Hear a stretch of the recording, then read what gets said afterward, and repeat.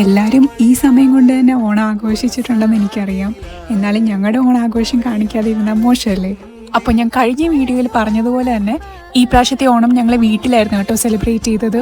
രാവിലെ അത്തപ്പൂവൊക്കെ ഇട്ടു, പിന്നെ എല്ലാവരും കേരള സാരിയൊക്കെ കൊടുത്ത് ഫോട്ടോയും കുറച്ച് റീൽസൊക്കെ എടുത്തു.